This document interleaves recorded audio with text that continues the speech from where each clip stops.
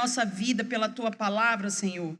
E nos ajuda, Pai, que o teu Espírito venha sobre nós e que essa palavra seja mais cortante do que uma espada de dois gumes, que ela penetre no nosso coração e que nós sejamos essa terra boa que vai receber essa palavra e frutificar, em nome de Jesus.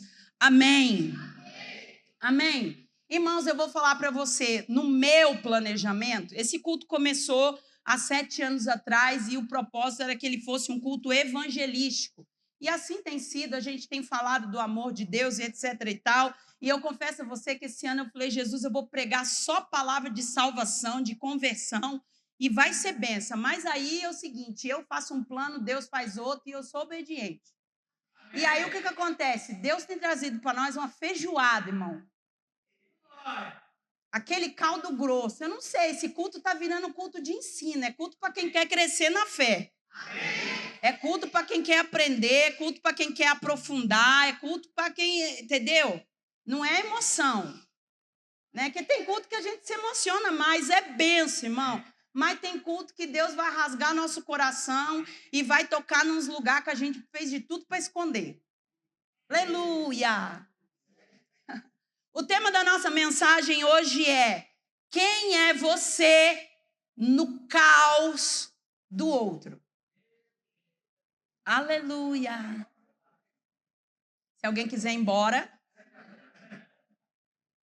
Quem é você no caos do outro? Efésios capítulo 6, verso 13.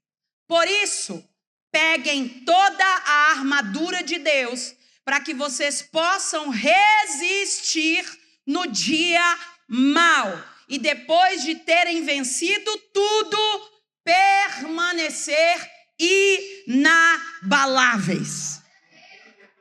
Aleluia!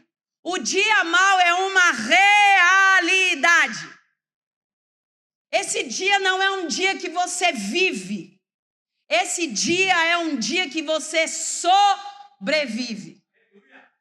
Esse dia é um dia que você resiste.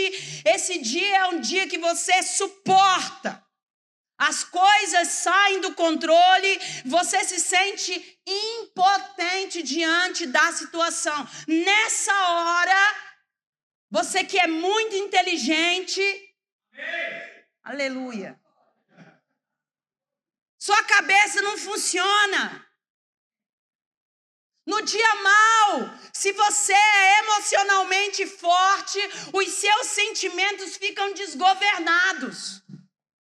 No dia mau, se o seu espiritual é forte, você se vê dependendo da fé do outro.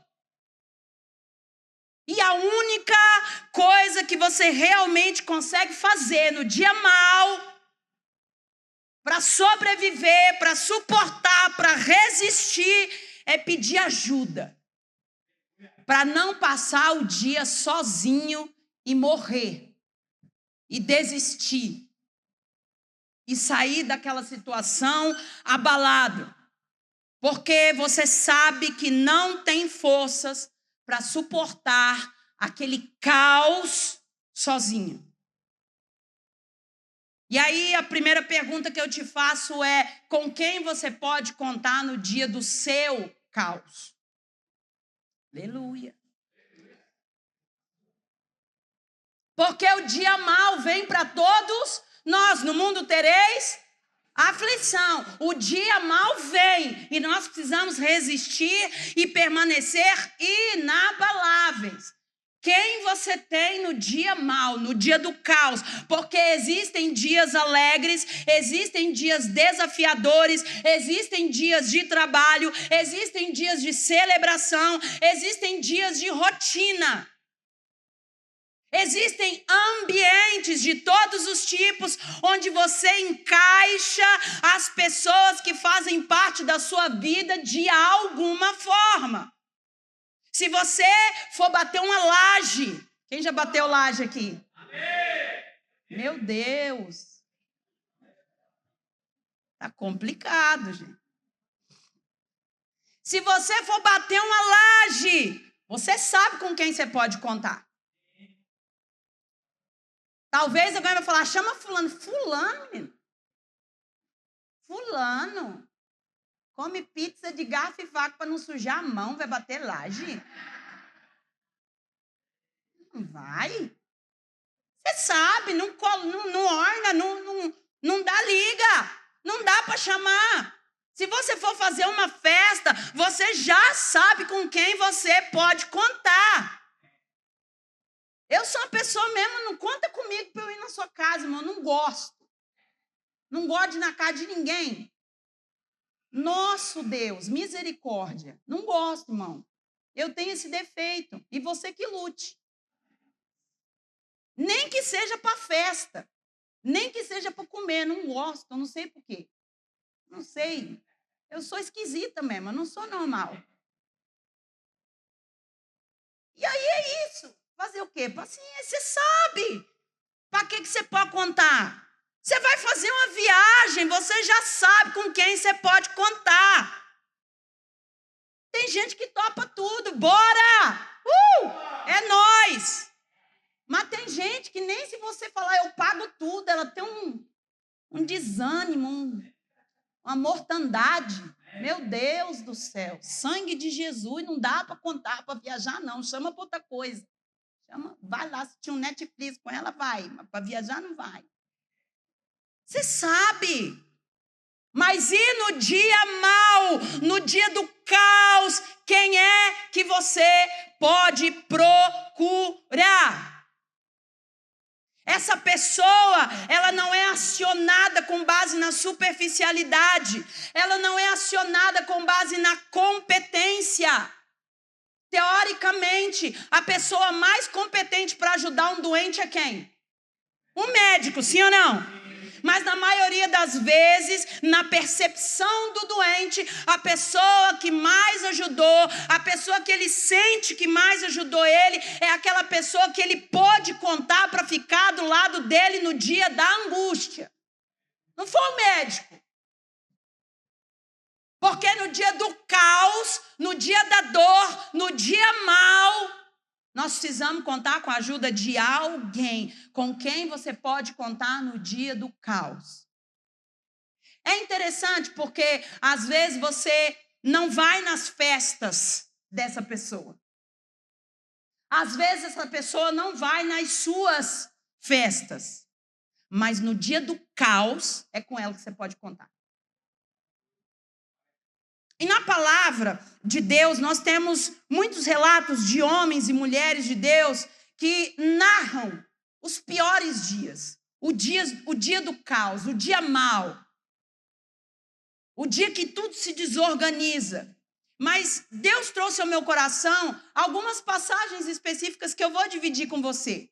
E aqui eu quero chamar a sua atenção para uma lição que eu aprendi ontem. Aprendi ontem essa lição aqui. Ontem foi um dia mau para mim, irmãos. Ontem foi um dia mau. Ontem foi um dia de caos para mim. Eu aprendi uma lição ontem, e é isso que eu quero dividir com vocês. Porque o tema da nossa mensagem é: quem é você no dia mau do outro? Quem é você no dia mau do seu irmão? Quem é você no dia mau do seu próximo? No seu dia mau, você já sabe que você vai precisar de alguém.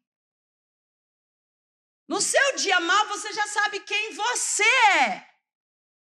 Você já sabe que fica desesperado, você fica instável, sua cabeça não funciona direito, sua fé parece fraca, suas emoções ficam à flor da pele. Não por acaso o texto que a gente vai ler diz, o texto que a gente leu diz que no dia mau é dia de resistir, é dia de suportar, é dia de aguentar firme a pressão, o estresse e a angústia. Porque o dia mau é isso. É angústia, é estresse, é agitação, é nervoso, é impotência, é descontrole, emoções à flor da pele. Esse é o dia mau. E você sabe que quando o dia mau chega para você, é isso que acontece. Tu perde a cabeça, tu chora, tu treme, dá tudo ruim, a fé fica esquisita. Você fica doido. É ou não é? Sim ou não? É assim que funciona. Você já sabe como você passa o dia mal. Não, por acaso, o texto diz que você precisa resistir, irmão. Resistir significa que alguém está fazendo uma pressão do lado de lá e você precisa segurar firme. Ou seja, não é confortável, não é gostoso. É um dia que você faz força para ficar de pé. É um dia que você faz força para não entregar os pontos. Mas o tema da nossa mensagem não é como eu me sinto no dia mal ou como eu sou no dia mal, porque a gente já sabe como que nós é no dia mal. No dia mal, nós é uma tragédia. No dia mal, irmão, você é louco. Fala para essa pessoa do seu lado. No dia mal, só, olha, ninguém te aguenta. Meu Deus do céu. Mas o tema da nossa mensagem é quem é você no dia mal do outro. Porque no dia mal do outro, você só tem duas opções. Quantas? Quantas? Duas opções. Ou você ajuda, ou você critica. No dia mal do irmão, no dia mal do próximo, no dia mal do outro, você só pode fazer duas coisas. Ou você ajuda, ou você critica. Irmãos, eu não vou mentir para você, eu detesto errar. Mas eu detesto errar com gosto. E não é por orgulho. É porque consertar um erro consome muita energia. Tem um ditado por aí que diz assim, é melhor medir 2 vezes para fazer uma vez só. Porque pensa bem, imagina que você vai tirar uma medida para fazer um móvel. Aí você vai e tira uma medida. Aí você vai lá e faz errado, a medida está errada, chega com o móvel, não cabe. Temos uns marceneiros aqui, fala a verdade. Para arrumar o móvel, tem que desmanchar, tem que cortar, de repente nem dá para aproveitar. E mesmo assim, se aproveitar, vai ficar remendado, vai ficar esquisito, não vai ficar legal. Não era mais fácil medir 2 vezes? Era mais fácil ter medido 2 vezes. Claro que medir 2 vezes tem um trabalho a mais, ok. A gente não gosta de trabalhar mais. Se der, a gente trabalha cada vez menos. A escala 5/2 arrebentando com a minha vida aí.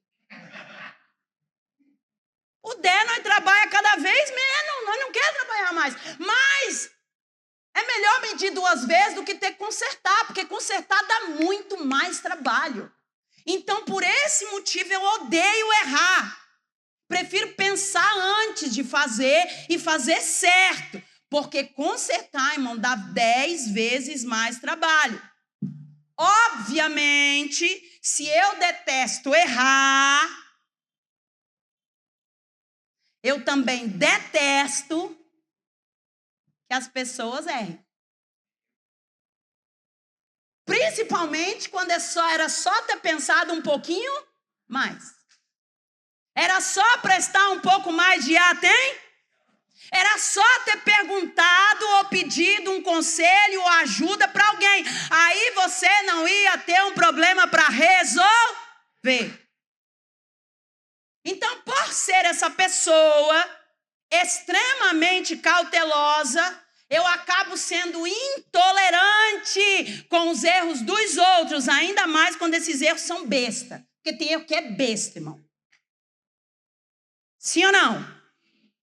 E para consertar dá um trabalho desgraçado. Quando o erro é besta, irmão, mas me dá um nervoso. Sangue de Jesus tem poder. Um ódio que me sobe dos pés até o alto da cabeça. Não, eu estou aqui, irmão, me despindo para vocês. Porque eu sou gente.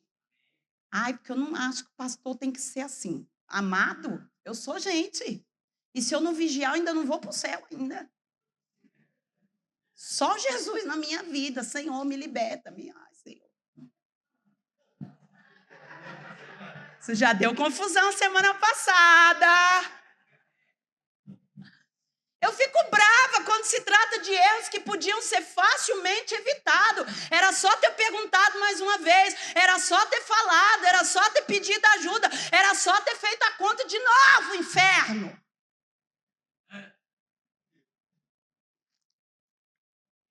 Mas só que ontem foi o meu dia de cometer um erro besta, mas que me desestabilizou completamente.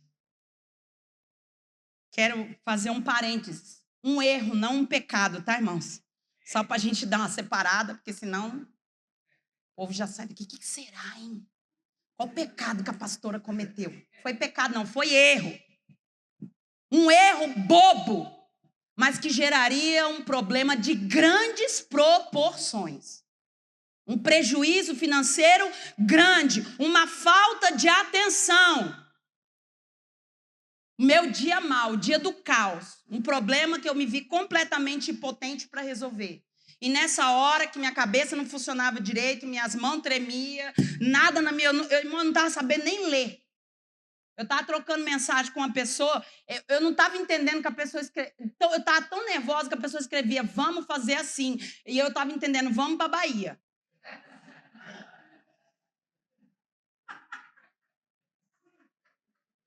Doida, perturbada, tremendo, doida. Totalmente desestabilizada. Precisei de ajuda. E eu aprendi a maior lição da minha vida ontem. Porque o que eu esperava era ser criticada. Era o que eu esperava, irmão.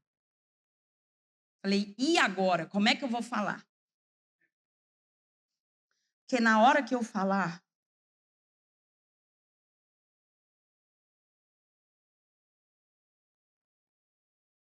já ficou com essa preocupação? Eu esperava que eu seria criticada. Honestamente, me examinando a mim mesma, provavelmente é o que eu faria. Porque apesar do erro ser de grande proporção, foi uma coisa muito besta. Uma falta de atenção idiota. Com certeza, era o que eu faria. Ia criticar. Mas, para minha surpresa, para o meu constrangimento, irmão, eu fiquei constrangida ontem. Constrangida. Eu chorei de constrangimento. O BO era grande, eu não chorei. Mas quando eu não fui criticada e eu fui acolhida, aí eu chorei. Aí eu chorei. Que eu falei, Senhor, o que é que eu teria feito? Eu teria criticado. Eu teria achado ruim, eu teria ficado bravo. Mas não foi isso que eu recebi. Fui constrangida. Fui ajudada, fui apoiada, sem receber nem uma crítica sequer. Quem é você no dia do caos do outro? Porque eu descobri ontem que eu era a pessoa até ontem que criticava. Quem é você no dia mau do outro? Quem é você? Você é a pessoa que ajuda ou você é a pessoa que critica?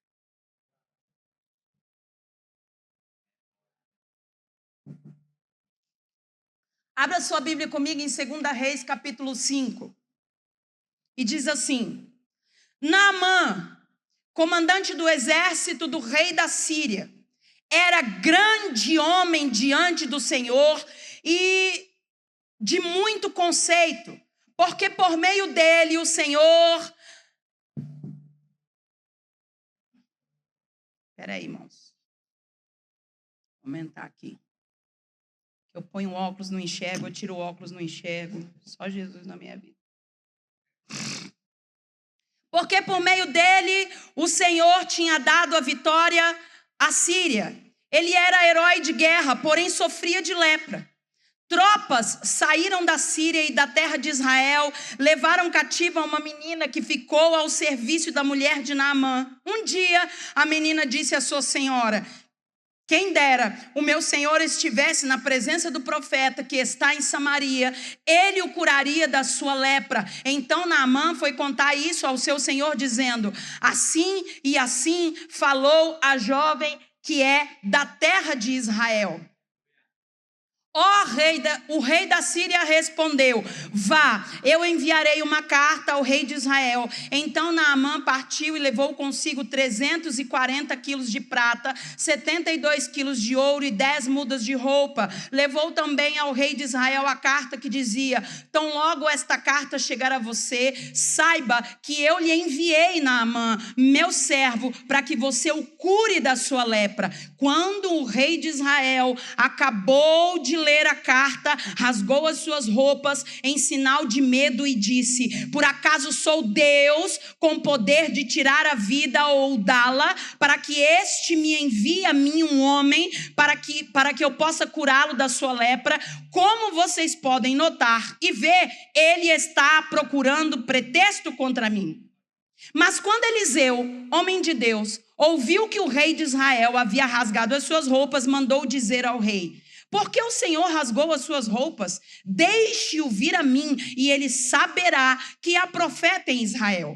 Então Naamã foi com os seus cavalos e os seus carros e parou na porta de Eliseu. Eliseu lhe mandou um mensageiro dizendo: vá e lave-se 7 vezes no Jordão, e a sua carne será restaurada e você ficará limpo. Mas Naamã ficou indignado e foi dizendo: eu pensava que ele certamente sairia para falar comigo, ficaria em pé, invocaria o nome do Senhor seu Deus, passaria a mão sobre o lugar da lepra e restauraria o leproso. Por acaso não são Abana e Farfar, rios de Damasco, melhores do que todas as águas de Israel?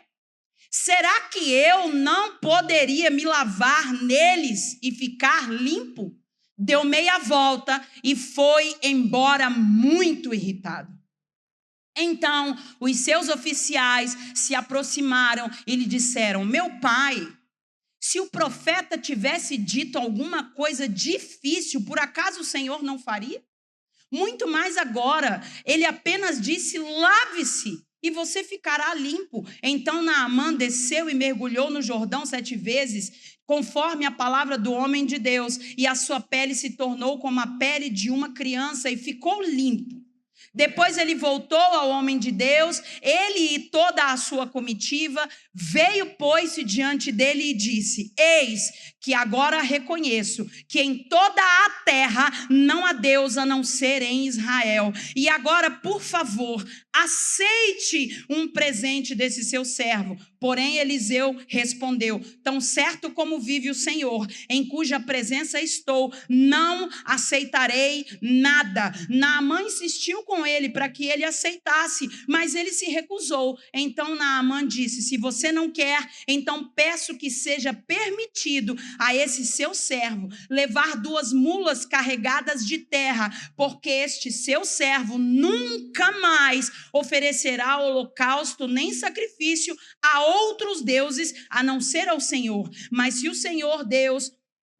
Senhor Deus perdoe o seu servo uma coisa: quando o meu senhor, rei da Síria, entrar no templo de Rimom para ali adorar, e ele se encostar no meu braço, e eu também tiver que me encurvar no templo de Rimom, quando assim me prostrar no templo de Rimom, que o Senhor Deus perdoe esse seu servo por isso. E Eliseu lhe disse: vá em paz.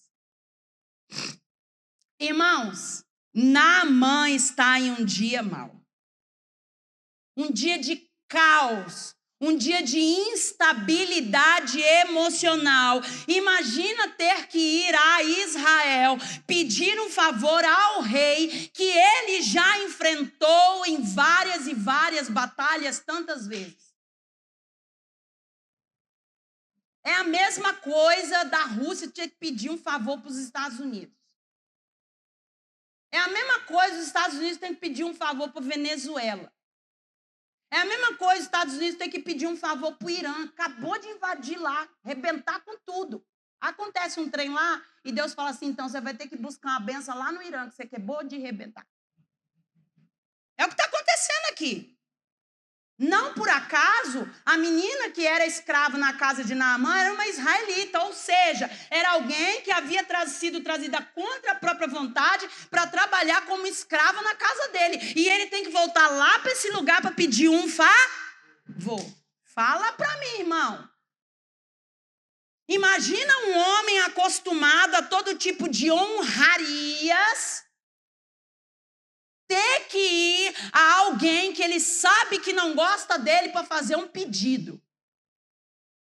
Chega lá com uma carta, ouro e um bocado de coisa, entrega a carta para o rei de Israel. O rei de Israel entende tudo errado, fica nervoso, se ofende, fala que vai gerar uma confusão. Você está querendo arrumar confusão comigo? Ou seja, está dando tudo certo ou errado? Errado, caos. E estamos falando de um homem leproso, doente. No fim, o profeta manda chamar Naamã. Chega lá, o profeta nem na cara dele olha. Nem descer para atender ele desce. Só manda um recado. Fala para ele se lavar 7 vezes lá no Rio Jordão. Irmão, ele sai daquele lugar completamente nervoso, irritado, contrariado, abalado emocionalmente. Imagina alguém doente tendo que pedir para ser curado, implorar, e todo mundo ao seu redor está mostrando má vontade. Dia mau, que dia difícil, que dia angustiante, que dia...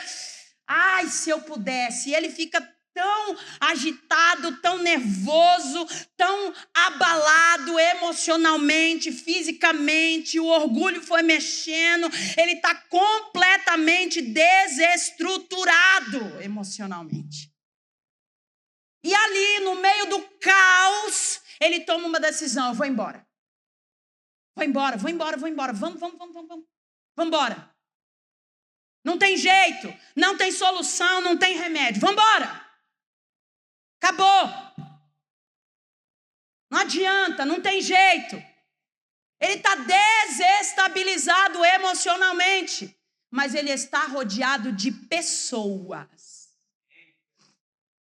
E essas pessoas só podem fazer 2 coisas. O quê? O quê? Vamos falar o ajudar primeiro, amém, gente? Glória a Deus, vamos organizar, porque isso aqui não é bagunça, não. Pode fazer 2 coisas, o quê? Ele está rodeado de pessoas, ele está no dia mau, ele está um caos, ele está desestabilizado, ele está nervoso, a emoção está uma bagunça, ele perdeu o controle, mas ele está rodeado de pessoas. E naquela situação, aquelas pessoas só podem fazer 2 coisas: ou elas podem ajudar, ou elas podem criticar. E então eles tomam uma decisão: nós vamos ajudar. Eles se dirigem a Naamã e diz: Senhor, Pai, voz calma, chama ele de Senhor. Ei, calma. Ei, nós viemos de tão longe. Calma, vai dar certo. O profeta pediu uma coisa simples. Se fosse uma coisa difícil, nós não ia fazer. Nós não veio preparado para fazer qualquer coisa para você voltar curado. Ele pediu uma coisa simples: nós já estamos aqui. O que custa? Bora lá no Rio, nós vamos com você. Nós vamos te ajudar. Nós estamos aqui, você não está sozinho. Você não foi maltratado sozinho, nós fomos maltratados junto com você. Mas está tudo bem, porque nós veio aqui para você ser curado. Não se irrita não, não destabiliza não perde o foco. A gente veio aqui para você ser curado. Eles decidiram ajudar. Eles podiam ter criticado a situação, podia ter criticado o rei, podia ter criticado o profeta, podia ter criticado Naamã. Aí, ó, tá vendo? Esse rei aí é um maldito. Esse profeta aí, você vergonha, nem desceu para falar com nós. Aposto que fosse uma oferta aí, ó. Como a gente veio pedir uma cura, ele nem desceu, mandou um recado só. Naamã também, todo mundo sabe, né? Naamã não tem nada de misericórdia. Aí chega aqui que arrebentou com todo mundo, aí agora vem pedir ajuda aqui. Eles podiam ter abrido, só para criticar. Sim ou não? Mas eles decidiram ajudar. Eles decidiram ajudar, e as palavras e o apoio desses homens foram decisivas na cura e no milagre de Naamã. Volto a perguntar para você: quem é você no caos do outro? Só critica, só aponta, só reclama, só julga, só condena? Porque, irmão, não vou mentir para você. Quando eu me examinei ontem, a pessoa que eu achei foi essa aqui. Intolerante, crítica, reclamona, jumento, por que tu não prestou atenção, sua anta? Porque eu sou assim, calma e delicada, como vocês podem notar.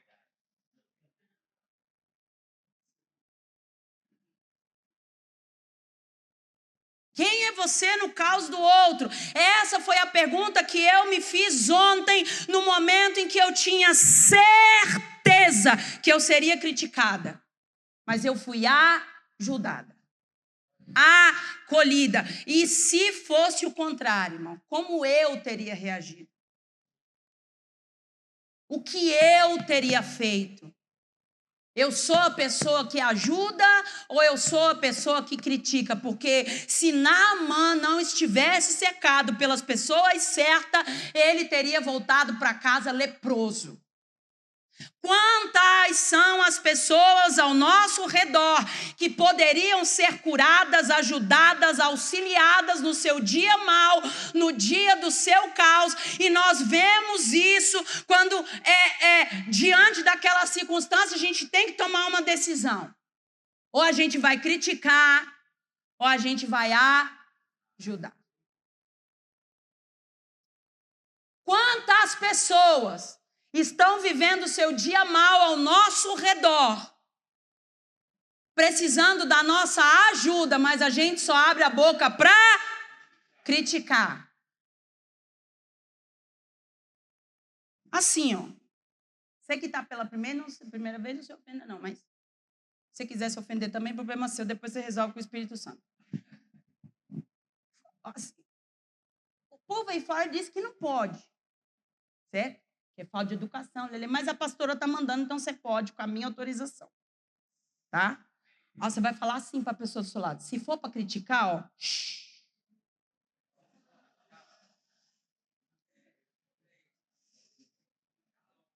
Se for para criticar, ó.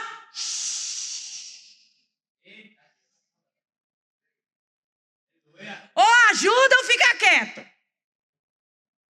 Porque se for para criticar,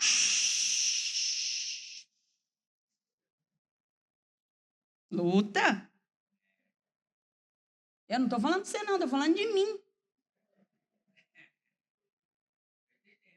A gente vê isso quando aquele paralítico é levado diante de Jesus por 4 amigos. Quem é você? O que critica o paralítico ou que ajuda ele a chegar até Jesus? Porque aquele homem não podia andar. Ele estava enfrentando um dia mal, uma vida mal, um problema, uma dificuldade. Ele podia falar assim, aí, ó. Como aconteceu, por exemplo, quando Jesus foi curar uma pessoa e perguntaram para Jesus, quem pecou? Ele ou os pais dele? Ô, criatura, tu não está ajudando ninguém, não está curando ninguém. Cala a boca, perturbado. Você quer saber quem pecou? O que te interessa quem pecou? Você virou Deus para perdoar pecado agora, perturbado? Porque para criticar tá cheio. Mas para ajudar, irmão, só o sangue de Jesus. Aquele paralítico encontra 4 amigos dispostos a ajudar, carrega ele, coloca ele diante de Jesus e ele sai dali curado. Eu não sei quanto tempo aquele homem era paralítico, mas provavelmente ele vivia rodeado de muitas pessoas, até que 4 resolveram ajudar. Quem é nós na vida do paralítico, irmão? Nós ajuda ou nós critica? Nós ajuda ou nós dá palpite? Quem sou eu? No dia do caos daqueles que estão ao meu redor. Principalmente quando esse caos é gerado por um erro besta. E dá mais raiva ainda. Sangue de Jesus tem poder. Jesus, me liberta, Senhor. Eu não sou crente, não. Preciso me converter, Espírito Santo. Só Deus na minha vida, irmão. Lucas capítulo 22, verso 39.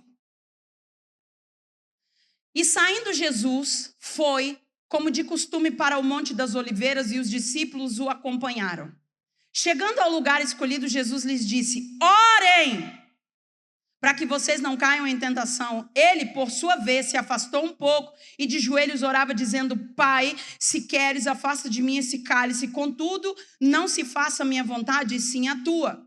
Então lhe apareceu um anjo do céu que o confortava, e estando em agonia, orava mais intensamente, e aconteceu que o suor dele se tornou como gotas de sangue caindo sobre a terra. Levantando-se da oração, Jesus foi até onde os discípulos estavam e os encontrou dormindo de tristeza. E disse: por que vocês estão dormindo? Levantem-se e orem para que vocês não caiam em tentação.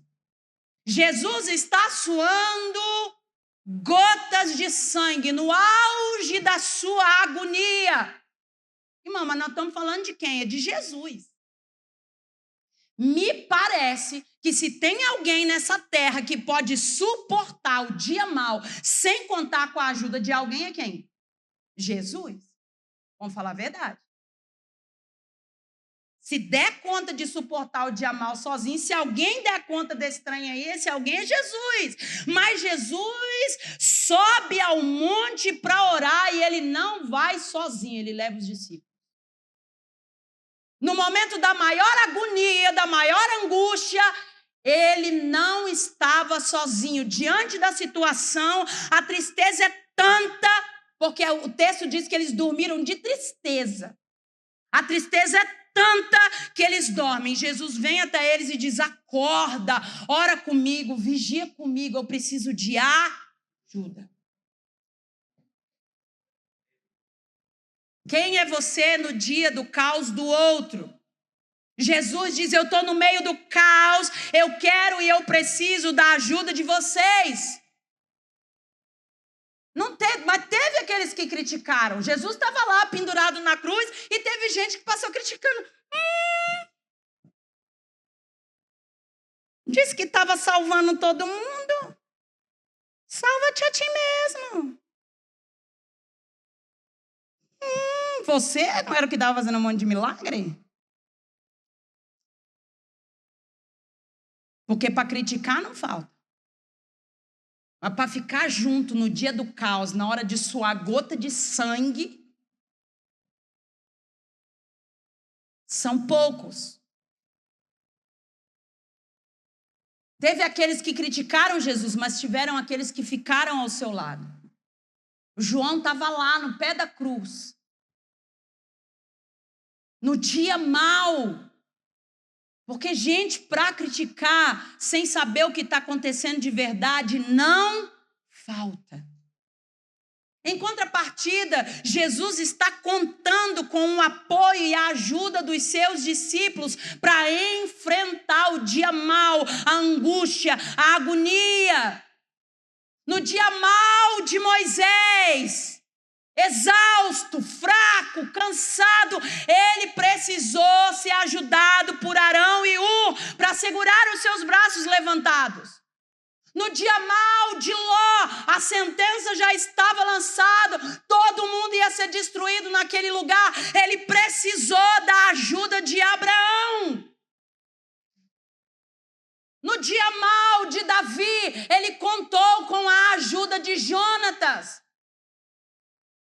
Quem Quem é que queria ajudar Davi, perseguido pelo rei, irmão? Nós não... Fala a verdade, tem um bandido correndo da polícia.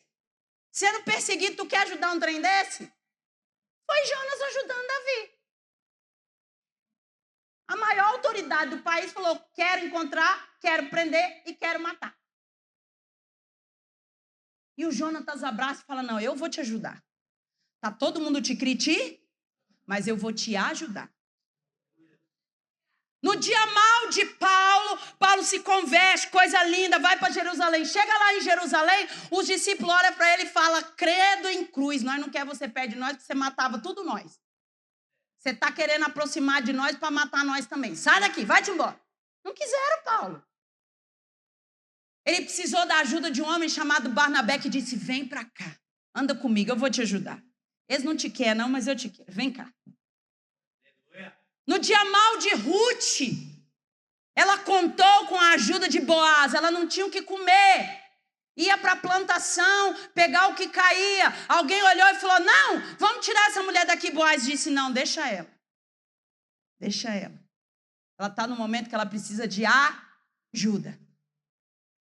No pior dia de vida terrena de Jesus, ele foi ajudado por Simão de Cirene. Vendo a fragilidade de Jesus ao carregar a cruz, ele toma ali uma parte do caminho e ajuda Jesus a carregar a cruz. Quem é você no dia mal do seu irmão? Ajuda ou critica? Porque eu não vou mentir, irmão. E eu também não vou ser hipócrita, porque eu não nasci com esse talento. Eu não tenho cara para fazer isso. Se eu fosse ontem o meu marido, se fosse ele que tivesse cometido o erro que eu cometi, ele ia ouvir até a 3ª geração da vida dele de crítica. Eu ia chegar no enterro dele. Ia falar, esse homem aqui um dia me fez uma presepada que eu nem conto para vocês. Não vou mentir, era capaz de eu matar ele. Mas a atitude dele, a atitude da Aline, que foi uma pessoa que me ajudou muito ontem, a atitude deles, ao me ajudarem, na hora da minha fragilidade, me constrangeu de uma maneira que eu não sei descrever. Eu não sei descrever. Porque, honestamente, o que eu esperava era crítica. E eu, em nenhum momento, fui criticada. Fui acolhida, fui ajudada. Eu perdi a mão, não tinha conta. Não dava. Chegou uma hora que eu falei, gente, vocês resolvem que eu não dou conta. Não dou conta. E eles colocaram a mão, resolveram, e em nenhum momento, nem para falar assim, se não fosse eu, nem isso. Nem isso, irmão. Quem é a gente no dia do caos do outro? Quem é a gente no dia mal do outro? Porque a nossa tendência é criticar. Para a gente encerrar, Lucas capítulo 6, verso 37, diz assim, não julguem e vocês não serão julgados, não condenem e vocês não serão condenados, perdoem e vocês serão perdoados, deem-lhe será dado, boa medida, prensada, sacudida e transbordante será dada a vocês, porque com a medida que vocês tiverem medido, vocês serão medidos também. E Jesus lhe contou uma parábola, será que um cego pode guiar outro cego? Não é fato que ambos cairão em um buraco? Os discípulos não... O discípulo não está acima do mestre. Todo aquele, porém, que for bem instruído será como o seu mestre. Por que você vê o cisco no olho do seu irmão? Mas não repara na trave que está no seu próprio Jesus. Como você poderá dizer a seu irmão, deixe, irmão, que eu tire o cisco que está no seu olho, se você não repara na trave que está no seu próprio olho? Hipócrita! Tire primeiro a trave do seu olho e então você verá claramente para tirar o cisco que está no olho do seu irmão. Sabe por que a gente dá conta de criticar os outros o tempo todo? Quando o outro erra, é porque a gente não deu conta de olhar que os nossos erros são maiores do que os deles.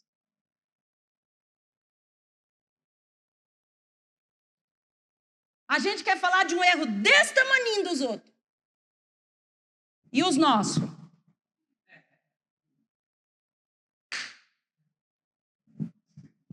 E Jesus falando, ei, para que você está reparando no cisco que está no olho dos outros, se no teu olho tem uma trave? Em outras palavras, quem é você para criticar o outro no dia mal dele? Caiu, errou, ramelou, fez o que não devia, mas você acha que pode criticar. Dá uma olhada para você e vê se você não é pior do que ele muito. Jesus, o único que não pecou, o único que tinha autoridade para apontar o dedo e criticar, recebe uma mulher, pega no ato de adultério, todo mundo querendo apedrejar aquela mulher, ele diz, aquele que não tiver pecado, atire a primeira pedra. Ou seja, se alguém aqui está com o olho limpinho, não tem nem um cisquinho no olho, aí você pode reparar no erro dela. Todo mundo virou as costas e foi embora. Mas sobrou um ali que não tinha pecado. Para tirar uma pedra, quem era? Jesus podia ter tirado a pedra. Mas Jesus não é do tipo que critica, ele é do tipo que ajuda. Jesus não é do tipo que condena, ele é do tipo que ajuda. Mulher, não ficou ninguém para te condenar, tampouco eu não te condeno. Vá e não peques mais. No caos do seu irmão, seja aquele que estende a mão, porque para criticar tem muita gente. Para apontar o dedo e dizer que você errou, tem muita gente. Quem é você no caos do seu irmão? Porque o dia mal vai chegar para todo mundo. E você, que hoje se posiciona para criticar, vai ser submetido a uma situação que você vai precisar da ajuda das pessoas que você mais critica.